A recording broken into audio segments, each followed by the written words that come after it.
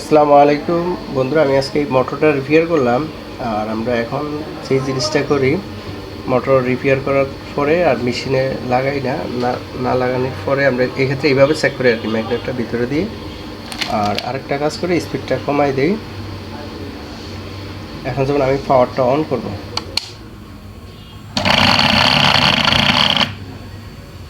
এখন আমার আসছে যে ই ফাইভ আসলে আমি এই মাইনাস বাটনটা আপনার লং টাইম চাপ দিয়ে ধরে রাখবো। বাস, আমার ই5টা চলে গেছে। এখন আরেকটা বিষয় হচ্ছে কি, আমি যখন এটা এখন চলবে না, যেহেতু এটা আমার আগের প্যাডেল বক্স, এখন এটা চলবে না। এক্ষেত্রে আমার কী করতে হবে, দোনটা বাটন একসাথে চাপ দিয়ে ধরতে হবে।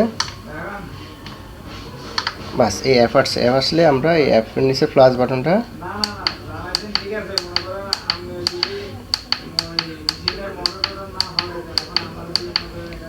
এখন আমরা এই জিরোটার 1 করে দিব। বাস, ওকে। যদি আমাদের পুরান প্যাডেল বক্স হয় বা F491-এর, বাস। তবে এখন মেশিনটা এবার এটা চালানোর সুবিধাতে আমি একটু নিচে রাখবো।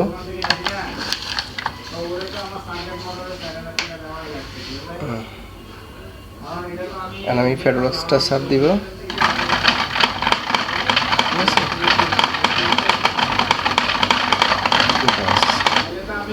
আর এখন আমরা সর্বশেষ কাজটা করবো কি, চেকিং শেষ। এক্ষেত্রে আবার আমরা এই রিসেট দিয়ে দেবো, মাইনাস বাটনটা 3 সেকেন্ড চাপ দিয়ে রাখবো, এক্ষেত্রে রিসেট হয়ে যাবে। বাস, ওকে, রিসেট। বাস, এখন আবার এই প্যাডেলটা চাপ দিলে চলবে না, ওইভাবে চালাইতে হবে, এখন আর চলবে না। আবার যেহেতু আমরা রিসেট দিয়ে দিছি, এক্ষেত্রে আবার আমাদেরকে করতে হবে। আবার ওই প্রোগ্রামে যাই, B0 থাকলে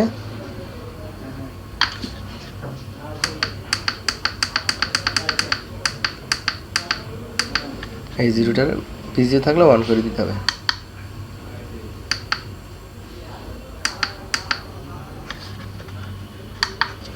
এখন আবার চলবে কিন্তু।